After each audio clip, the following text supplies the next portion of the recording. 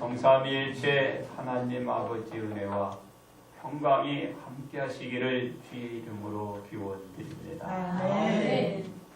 하나님의 축복 속에 부국 강경에 길을 걷고 있던 이스라엘이 그만 하나님을 떠나 악한 길로 걷게 됩니다.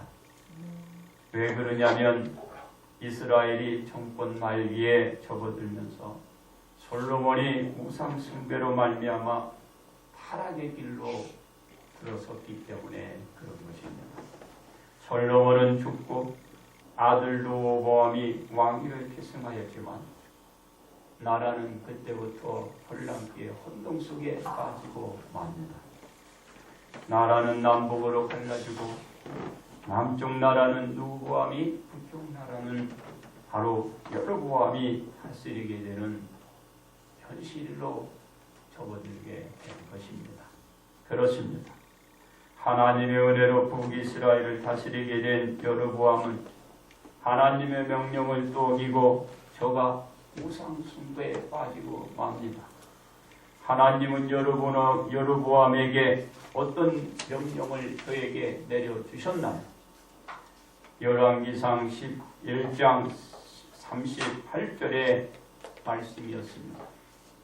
네가 만일 내가 명령한 모든 일에 순종하고 내 길로 행하며 내 눈에 합당한 일을 하며 내 종 다윗의 행함같이 네 율례의 명령을 지키며 내가 너와 함께 있어 내가 다윗을 내 눈에 합당한 일로 저를 세운 것처럼 이제 너를 위하여 견고한 그 집을 세우겠다라고 하나님이 주신 약속에서 그만 저 여로보암이 떠나고 만 것입니다. 그래서 하나님은 이제 하나님의 사람을 제단의 곁에 서 있던 저 여로보암 앞에 보내게 됩니다. 그리고 여로보암에게 뭐라고 이 하나님의 사람이 말하나요? 바로 이제 저주를 선포하게 됩니다. 무엇이라고 하나요? 분향 드리는 산당 제사장들을 죽이겠다는 거예요. 죽여서 그들로 제물로 바치게 될 것이고 사람들의 뼈를 이제 분향단에서 불사르게 될 것이라는 이런 엄청난 예언을 하게 됩니다. 이 하나님의 사람을 이제 가만 둘 리가 없겠죠. 이 소리를 한 하나님의 사람을 여로보암이 단에서 뭐라고 하냐면 이제 손을 피는 거죠. 이렇게 와, 저놈을 잡아라 하고 있는 거죠. 잡아라. 그 순간에 여로보암의 그 손은 굳어가기 시작했어요. 어떻게 했어요? 굳어가기 시작합니다. 저놈이 나에게 악한 말을 했다고 말이죠. 저주의 말을 했으니 저놈을 잡아라. 그 순간에 그의 손이 굳어갔어요. 접을 수도 없고 펼 수도 없는 상황이 되고 마는 것입니다. 이와 같이 되자 여로보암은 사람이 얼마나 간사한지 몰라요. 그러죠? 방금만 해도 여봐라! 저놈 잡아라! 죽이려고 했는데 이제는 지가 아프니까 뭐예요? 아이고 나 죽겠습니다. 나 좀 한번 봐주세요 하고 여로보암에게 이제는 여봐라! 잡으라 그러고 나 좀 봐주세요. 하나님 앞에 기도해라. 왜? 이 손이 굳어버렸습니까? 풀려야 되겠죠? 그러니까 여로보암이 더 불쌍하니까 하나님 앞에 기도해요. 그 간증의 소리를 듣고 기도하니까 하나님은 그 하나님의 사람의 그 기도를 들어주는 거예요. 누구 기도를 들어줬어요? 하나님의 사람의 기도를 들어주신 거예요. 그래서 여로보암의 행위는 악하였지만 하나님의 기도는 하나님 사람의 기도는 들어주셔요. 그러자 그 여로보암의 몸이 굳은 것이 풀리고 그리고 뭐요? 왔다 갔다 피고, 그죠? 사용할 수 있게 되는 거. 얼마나 감사해. 손이 다시 펴지자 여러분 마음은 이제는 뭐 여봐라 죽이려고 했는데 이제는 봐가지고 하나님이 뭐요? 역사를 봤지요. 내가 꼭 내일 접대하겠다는 거야. 그 후대하게 접대하겠다는 이 여로보암의 그죠? 그 청함을 받지 않은 거야. 거절해버렸어요. 거절해버렸어요. 왜냐하면 하나님은 하나님의 사람에게 이런 말을 했습니다. 하나님의 사람에게 떡도 물도 거기서 마시지 말라. 그리고 네가 갔던 그 길로 다시 되돌아간다는 명령을 하나님이 했기 때문에 여로보암의 후대한 접대도 거절하고 물리치고 안 한 것입니다. 이때까마도 하나님의 사람의 분별력은 정확했어요. 여기 살아있었어요. 영적 분별력은 정확히 잘 처신을 하는 걸 볼 수가 있습니다. 그러므로 영적 분별력이 있는 판단은 예수님과 동행이라는 제목으로 은혜를 함께 나누고자 합니다. 첫째로 분별력을 잃은 하나님의 사람입니다. 하나님의 사람은 여로보암의 대접을 거절하고 왔던 베델과 다른 길로 가고 있었습니다. 도중에 하나님의 사람은 잠시 쉬었다 하기 위하여 상수리 나무 아래에 앉아 쉬고 있었어요. 이때에 하나님의 사람을 만나기 위하여 뒤쫓아왔던 사람이 있었습니다. 그 사람은 선지자라고 할 수 없는 그릇되고 거짓된 늙은 선지자였다라는 것이죠. 이 거짓된 늙은 선지자는 하나님의 사람에게 다가갔습니다. 그대가 유대에서 온 하나님의 사람이냐? 이 말에 하나님의 사람은 거짓된 늙은 선지자의 그 물음에 아무런 의심도 맞소. 내가 하나님이 보낸 그 하나님의 사람입니다. 거짓된 늙은 선지자는 하나님의 사람에게 자신과 함께 자기의 집으로 가서 떡도 먹고 물도 마시자는 거죠. 하나님의 사람은 그 거짓된 늙은 선지자의 제안에 여러분 이렇게 얘기합니다. 함께 집으로 들어가지 못하겠고 나는 함께 당신과 떡도 먹지 않고 물도 마실 수 없습니다. 하라고 다 이렇게 거부를 했어요. 그러자 거짓된 늙은 선지자는 뭐라고 그 거짓말을 하면서 하나님의 사람을 속이고 있나요? 거짓된 늙은 선지자는 자신에게 하나님이 말씀하셨는데 하나님이 이런 말씀을 나에게 해 주셨다라고 거짓말을 하게 됩니다. 뭐라고? 네가 거기서 떡도 먹지 말고 물도 마시지 말며 또 네가 오던 길로 되돌아가지도 말라. 이 말씀을 자기에게 했다는. 근데 이 말씀은 누구에게 했어요? 바로 하나님의 선지자, 하나님의 사람에게 했다는 거예요. 근데 이 얘기는 이 늙은 선지자에게 하나님이 하지 않은 거예요. 누가 했습니까? 바로 그 자녀들이 한 것이죠. 자녀들이 이 늙은 선지자에게 가서 얘기를 해준 겁니다. 근데 그것을 지금 그대로 하나님이 자기에게 했다라고 거짓말을 지금 하면서 하나님의 사람을 속이고 있는 것입니다. 여기서 필요한 것은 무엇이라고 보나요? 사실인지 거짓말인지 분별력이 있는 이 영적 판단이 필요한 것입니다. 여기서 필요한 것은 무엇이라고요? 영적 판단. 왜냐하면 거짓된 늙은 선지자 하나님의 이름을 팔아 거짓말로 하나님의 사람을 속이고 있잖아. 그러니까 영적 분별력이 필요한 것입니다. 이 거짓된 늙은 선지자가 하나님의 사람에게 말하기를 천사가 하나님의 말씀으로 자신에게 말하기를 하나님의 사람을 거짓된 이 늙은 선지자의 집으로 데리고 가 그를 데리고 가서 그에게 떡도 먹이게 하라 물도 마시게 하라 하나님의 천사가 자기에게 이렇게 얘기를 했대. 그래서 자기가 와서 내가 당신을 청하니 내 집에 가자라는 거예요. 여러분, 누가 얘기한다고? 하나님의 보내신 천사가 하라는 거야. 어디서 하나님의 사람이니까 하나님의 천사가 얘기했어? 그러면 믿어야지요. 그죠? 바로 여기에 우리는 분별력이 있어요. 네? 이 거짓된 늙은 선지자가 하나님이 보낸 천사의 말이라 하고 있기에 이 하나님의 사람이 어떻게 되나요?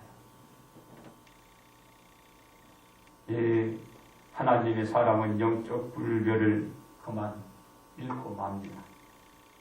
그리고 늙은 선지자의 말을 하나님의 말씀으로 받아들이고 믿고 거짓된 늙은 선지자의 그 집에 가서 그의 말대로 하나님의 말씀은 뭐라고 그랬어요? 떡도 물도 마시지 말라고 그랬죠, 그곳에. 그런데 하나님의 사람은 그 말을 믿고 그에 가서 배도 고팠겠죠. 떡도 실컷 먹고 물도 마음껏 마셨어요. 그리고 실컷 먹고 이렇게 편안히 앉아있는데 그때 하나님의 말씀이 하나님의 사람에게 임하는 게 아닙니다. 하나님의 사람을 속인 거짓된 늙은 선지자에게 하나님의 말씀이 임하게 됩니다. 뭐라고 임하게 됩니까? 하나님의 말씀을 어기며 네 하나님 여호와께서 네게 내리신 명령을 지키지 아니하고 돌아와서 여호와가 너더러 떡도 먹지 말고 물도 마시지 말라 하신 곳에서 떡을 먹고 물을 마셨으니 네 시체가 내 조상들의 묘시에 너는 들어가지 못하리라. 저주를 그 거짓된 늙은 선지자를 통하여 주시고 그것을 이어나게 되는 것입니다. 누가 먼저 알았어요? 거짓된 늙은 선지자가 저 사람은 뭐야? 저주를 받았다는 걸 알게 되는 거예요. 그렇습니다. 거짓된 늙은 선지자에게 앞으로 하나님의 사람이 어떤 죽음을 맞게 될 것이라는 사실을 예언해 주신 것입니다. 두 번째는 영적 분별력을 잃지 않았던 예수님이 있습니다. 영적 분별력을 잃어버린 하나님의 사람의 처벌은 자신을 속인 거짓된 늙은 선지자에게 여러분 어떻게 했나요? 어떻게 된다라는 것을 가르쳐 주신 것입니다. 영적 분별력을 상실한 하나님의 사람에게 내릴 벌은 너무도 그 벌은 가혹했습니다. 왜냐하면 하나님의 사람은 여로보암 왕의 선대한 대접에도 거절하고 하나님의 말씀대로 떡과 물도 마시지 않고 왔던 길도 가지 않고 하나님의 말씀대로 그대로 준행했고 다만 거짓된 늙은 선지자가 하나님의 말씀을 빙자하여 속에는 바람에 먹지도 말라는 떡과 마시지 말라는 이 물을 마신 죄뿐인데 이 하나님의 사람이 이제 가다가 거리에서 객사해 죽을 것이라는 거예요. 얼마나 억울하고 가혹한 처벌이 아닐 수 없습니다. 얼마나 원통하고 분합니까? 하나님의 말씀이라고 해서 하나님의 말씀을 믿고 따른 것뿐인데 이런 호툭한 것을 하나님의 사람에게 내린 것입니다. 하나님의 사람은 속은 것인데 이게 웬 말입니까? 그래서 여러분 영적 분별력을 이 판단이 필요하다라는 것입니다. 아멘. 하나님과 동행을 계속하기 위해서는 항시 여러분 방심해서는 안 됩니다. 예수님이 이 땅에 보내심을 입은 것은 온 인류의 백성들의 죄를 씻어주시고 사망의 생명으로 옮겨놓는 일을 하기 위해서 우리 예수님이 이 땅에 십자가를 지기 위해서 오신 것입니다. 이 사역을 위하여 하나님으로부터 명령을 받으시고 이 땅에 오신 것을 잊으면 될까요? 안 되는 것입니다.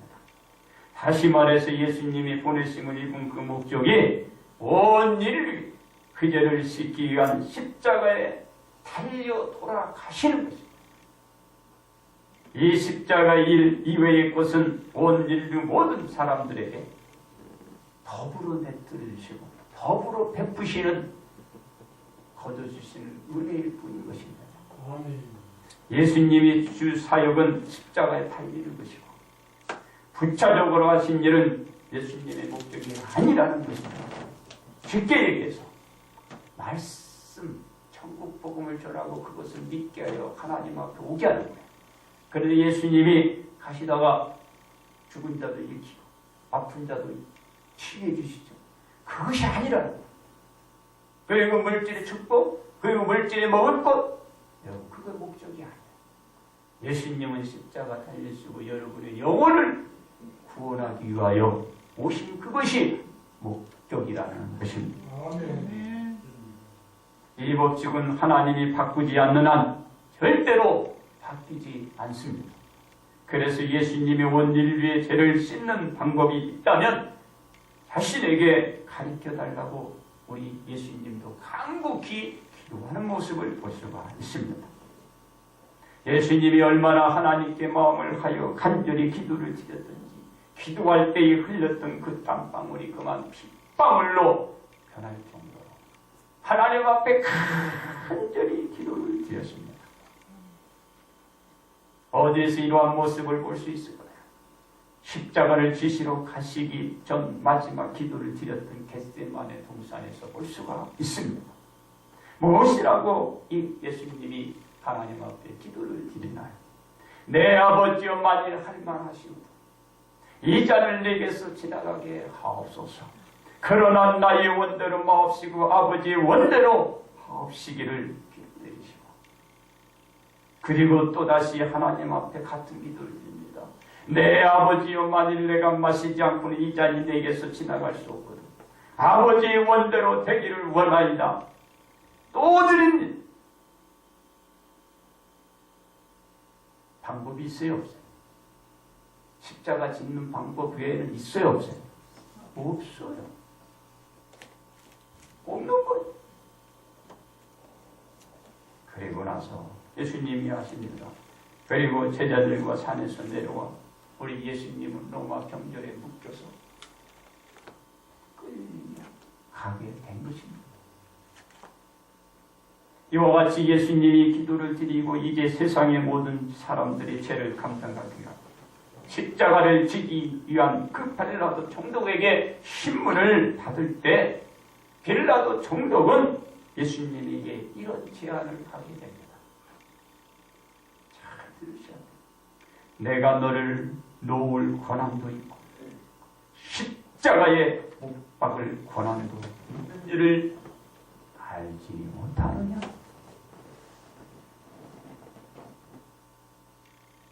이 말을 하면서 예수님이 말만 잘하면 내가 너 놓아둘 수도 있어. 있다라는 빌라도 총독의 달콤한 제안이었습니다. 그러나 예수님은 이 말을 하시면서 빌라도 총독에게 말합니다. 당연히 거절한 것이죠. 뭐라고 얘기했나? 위에서 주지 아니하셨더라면 나를 해할 권한이 없으리라. 한마디. 예수님이 이 말씀은 하나님과 동행하시고 계신 영적 분별력을 잃지 않고 그 판단을 하고 있다는 것을 보고 있는 것입니다. 왜냐? 예수님을 살리실 분은 오직 한 분, 하나님이기 때문입니다. 예수님을 죽이실 분도 오직 한 분, 하나님 외에는 없습니다. 이 사실을 예수님이 잘 알고 있는 것입니다. 이와 같은 사실을 잘 알고 있는 예수님, 골고다 언덕에 끌려가 온 인류의 죄를 씻기 위하여 십자가에 못 박혀 돌아가신 것입니다. 분별력을 길러야 할 우리들인 것입니다. 하나님과 동행 속에서 끝까지 영적 분별력을 잃지 말아야 할 하나님의 사람은 거듭된 늙은 선지자에게 속아서 그만 분별력을 잃고 하나님의 예언대로 길 가다가 어떻게 됐나요? 사자를 만나 사자에게 물려 죽고 맙니다. 분별력을 잃고 거짓된 늙은 선지자의 말을 따랐다가 길에서 사자에게 물려 처참하게 죽고 마른 것입니다. 그러나 예수님은 하나님과 동행 속에서 영적 분별력을 잃지 않고 빌라도 총독의 회유에도 흔들리지 않고 온 세상의 죄를 감당하기 그리고 감당하고 그것을 위해서 십자가를 지심으로 다시 살아나는 큰 영광을 우리 예수님이 얻게 된 것입니다.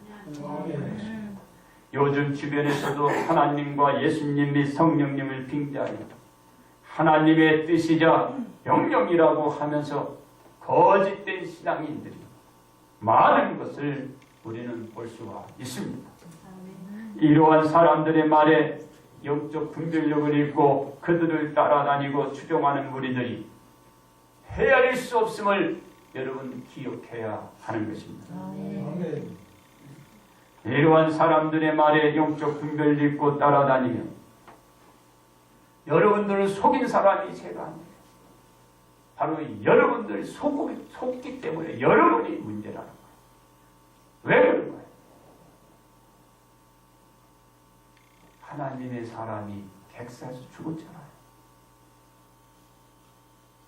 오늘 본문 말씀에 보듯이 누구의 책임을 알 수 있나요? 거짓된 말로 속인 사람의 책임이 아니고 거짓된 말에 속아 넘어간 사람의 책임이 크다라는 것을 볼 수가 있습니다. 왜냐하면 본문의 말씀에서 하나님의 사람은 하나님의 말씀대로 온전히 준행했지만 거짓된 늙은 선지자가 하나님 사람에게 다가와 하나님의 명령이란 그 말하는 바람에 그 거짓말에 속아 넘어갔기 때문에 그 죄가 크다라는 거예요.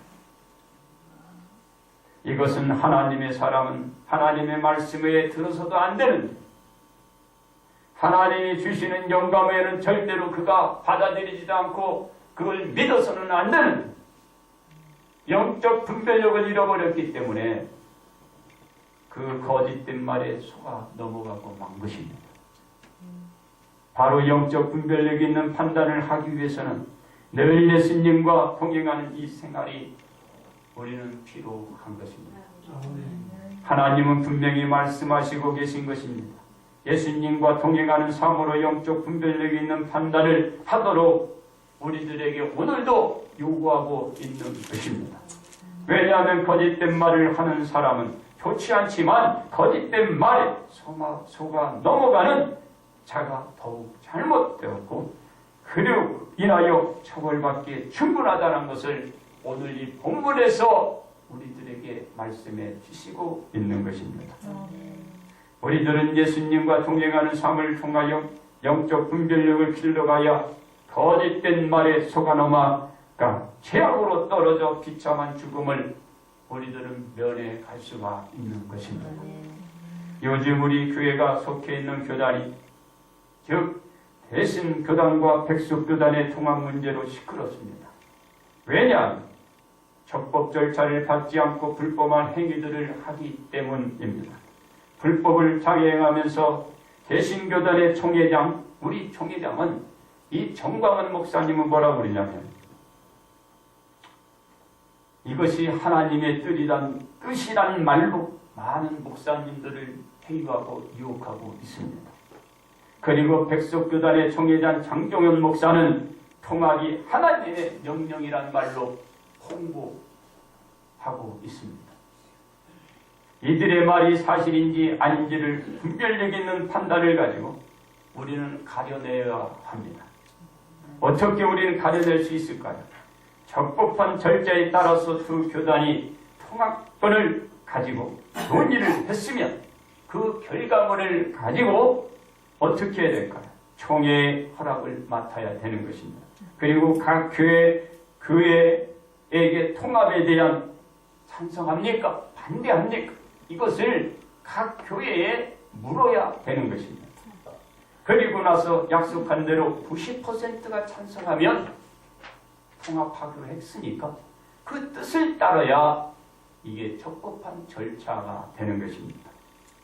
그런데 통합총회를 열어서 이와 같은 절차를 밟지 않고 그들은 어떻게 합니까? 적법한 절차를 무시하고 두 교단의 임원들이 모여서 통합선언하고 통합감사예배를 드리고 통합총회를 연다고 하니, 그리고 하나님을 운운한다는 것은 이거는 여러분들이 판단을 해야 돼요.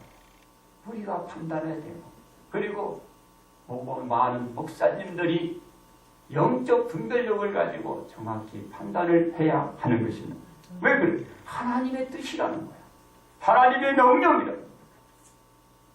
그 소리에 넘어가면 안 되는 것입니다. 이러한 과정을 살펴볼 때 어느 것이 거짓된 것인지 약간의 영적 분별력만 있다면 바로 모든 것을 판단할 수가 있는 것입니다.